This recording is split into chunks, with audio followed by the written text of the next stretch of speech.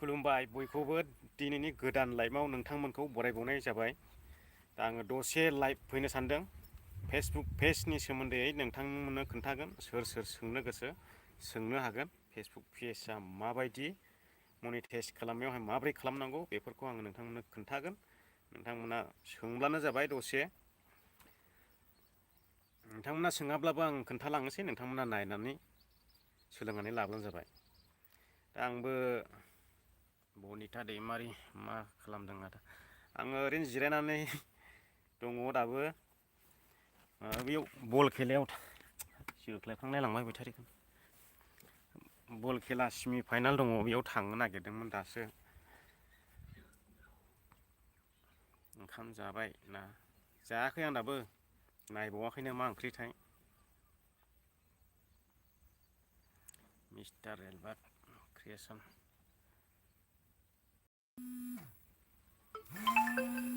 Phone फैलायबाय।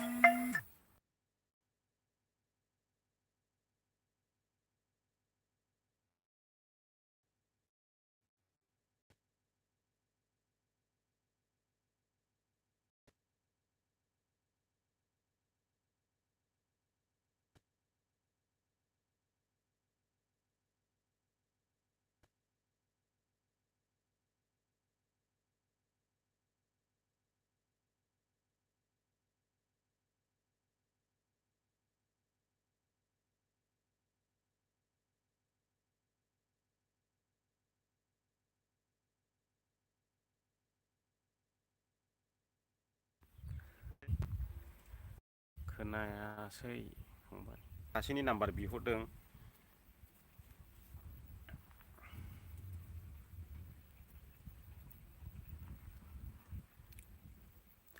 माने Facebook माने मानसिफ्रा सोंबाय थायो नालाय फेसबुक पेजखौहाय आंनावहाय माब्रै होननानैहाय, ओंखायनो एसे खिथानो नागिरदों आङो।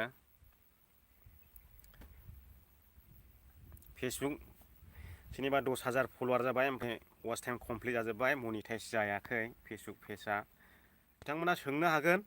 माने फेसबुक पेजआवहाय पुलिस इसु फैयो नालाय, बे पुलिस इसुखौहाय खारहोनो थाखाय आंनाव माबा बेखौहाय फेसबुक टिमखौ रिकुवेस्ट खालामनायनि SMS आंनाव लिरखानाय दङ। नोंथांमोना बिहरनो हागोन वाट्सएपफ्रावहाय, नोंथांमोननो गोनांथि जायोब्ला माब्रै मा प्रब्लेम जादों। प्रब्लेमखौथ' खिथाखाया, फेसबुक पेजआ इदि जादों होननानै डाइरेक्ट पुलिस इसुल' होखायो। माथो खालामदों, आङो जिरायनानै दङ दाबो। दा मालिबिथायाव थांनो ओंखारदों माबायाव सेमि फाइनालनो, दिनै फार्स्ट सेमि फाइनाल।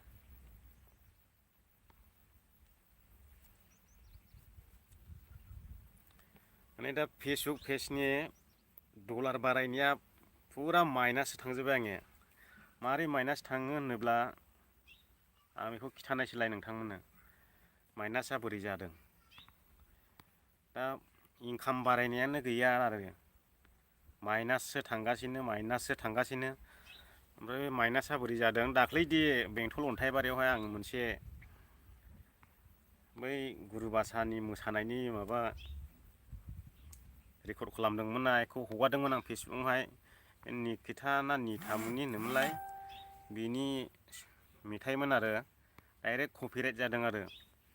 बेबायदि कपिराइट जायोब्ला ओमफ्राय फेसबुकनि डलारा गासिनबो माइनास जाजोबो।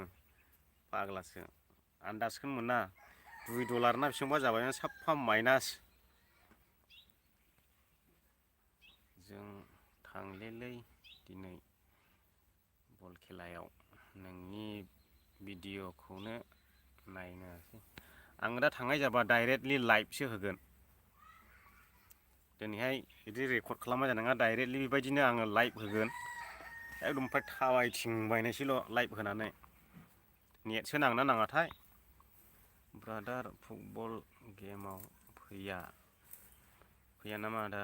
दिनै फार्स्ट सेमि फाइनाल। थांनो ओंखारदोंमोन, ओमफ्राय दा गारि गैयिखाय गोनो गोथो जादों। ओमफ्राय दा सासे लोगोआ लेंहरदों, दा दसेनि उनावहाय फन हरनो नागिरदों। हेलौ आदा माब्रै दं? बिदिनो दंनायखौलाय माथो होनबावनाय, बिदिनोसै खबरफ्रा।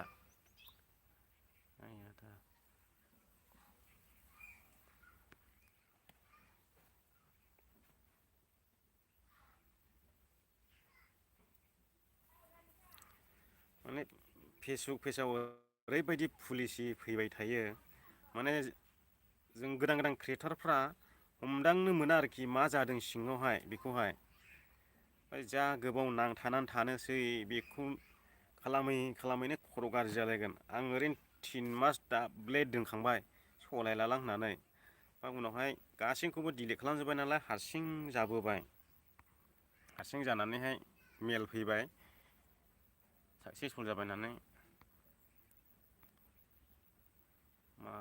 मा बेदर जाखो फंबाय आं जेबो बेदर गैया ओइ आदा एसे फनि बाथ्रा बुंदोनो नोंना सल' आं एसेल' टाइम गैया दा फानि बुंनोहाय र' दा थांनाय जाया खेलायाव सहैग्रोथों दा सयथायाव बुंगोन फानिखौ दा एसे आं माबा बे गोदान फेसबुक क्रियेटारफोरनो एसे माबा फोरोंदों बिथांमोना खोनासंनानै लाथों फेसबुक पेज होनोब्ला एक नाम्बाराव नों पस्ट होनायाव साबधान नोङो फेसबुकनिफ्राय फैसा आरजिनोसै होनना बुङोब्ला पस्ट होनाया नोंनिया लिमिटनि जानांगोन फेसबुकाव शेयार जाखानाय फट' रिशेयार खालामनो मोना फेसबुक पेज ओमफ्राय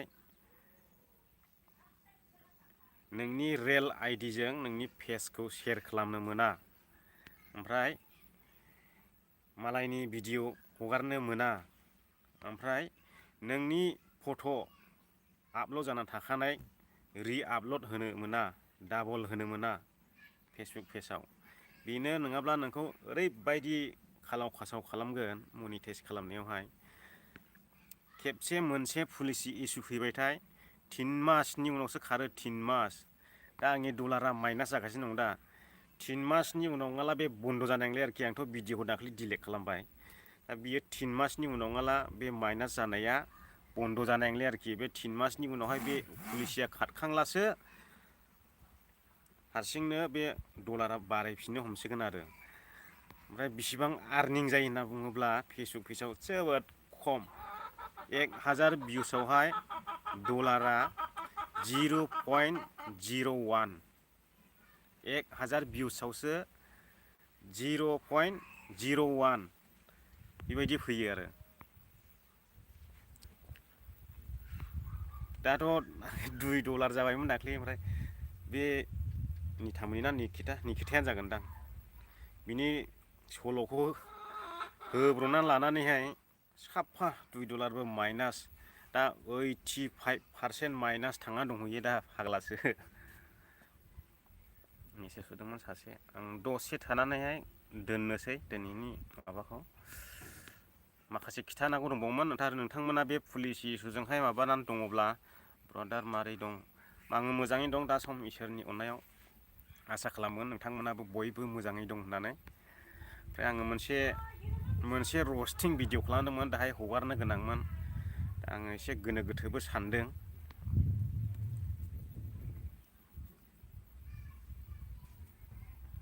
भिडिअ'आथ' रेडि जाना दंजोबो दा 6थायावहाय रिलिज खालामनो गोनांमोन ओमफ्राय एसे इसुफोर जागोन नामा सानदों आं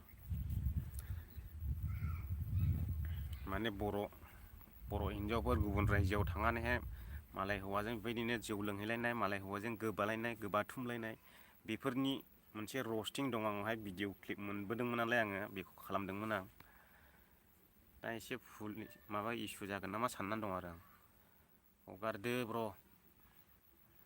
ब्रदार नों सिंना बेराय एसे फोरमायना होदो माखौ फोरमायनो थिनखो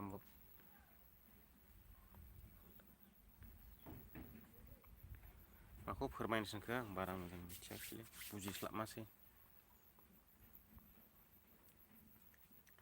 दा बेनो आङो बे फेसबुकनि सोमोन्दै नोंथांमोननो एसे खिथाबाय आरो माने लाइभआव बावलांजोबो भिडिअ खालामनानै हगारबा साबसिन जायो लाइभआवहाय बावलांजोबो फारसेनिफ्राय खोन्थानो माने थालांजोबो खोथाया बांसिनानो जोंदाव बसुमतारी आदा नों अबेनि आरो मा गामिनि मिथिबा मोजां जागौमोन। आंनि गामिया जाबाय नर्थ लावख्रिगुरि, ओमफ्राय डिस्ट्रिक्टआ जाबाय चिरां, पस्ट अफिसा जाबाय फाथाबारि। मिजिं नार्जारि, मारै दं? मोजाङै दङ आङो। अमा राजा नार्जारि, नट रिप्लाइ। हाब मालाबा हरखांबायमोन नामा? आं नायसनबावाखै रायनि कमेन्टखौ। अ ब्रादार दासो नायनो टाइम मोनदों। अ थालांदों, आं माबा खिथादोंमोन नालाय बेखायनो थालांदों बिथांनि कमेन्टआ। मा ओंख्रि जाखो? आदा जायाख' आं ओंखाम जायाख'। दा नोंथांमोना जाय जाय फेसबुक पेज सलायो, ओमफ्राय जाय बे सेयार जाखानाय फेसबुकाव सेयार जाखानाय फट' सेयार खालामो, बिथांमोनाथ' जोबथा पुलिसि इसु नांनानै दं जानो हागौ। नोंथांमोना बे पुलिस इस्युखौ खारहोनोब्ला सोंहरनो हागोन आंनावहाय माब्रै खारहोयो। आं दासिमबो बे SMS खौ दानाखै, सेभ खालामना दोनदों। फेसबुक टिमजों माबायदि रिकुवेस्ट खालामो बेखौ आङो सेभ खालामना दोनदों। सोमखोर ब्रह्म।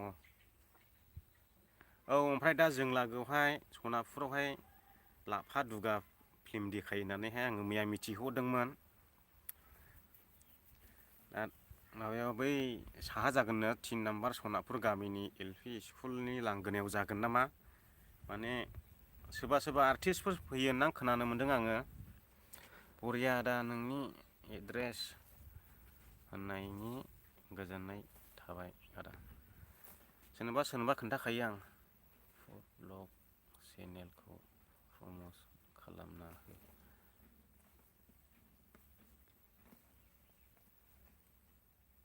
बे बड'फानि मबेथो चेनेलालाय ब्रदर? नों सेंग्रा ना बोराय एसे फोरमायना हो। बोरायबायब्रा। ओमफ्राय दालाय माथो खिथाबावनाय, माखासेयाथ' थालांजोबबाय, गोसोखांलाबो हायाखिसै आं। नोंथांमोना सोंफिनब्लानो जाबाय। ओमफ्राय आङो लाइभखौ बेयावनो फोजोबथ'नोसै। गोबां भिडिअ बानायनांगौ दंमोनलै, ओमफ्राय बादोंबो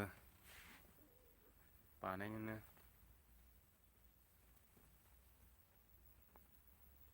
लाइभआवबो बारा गैखाला।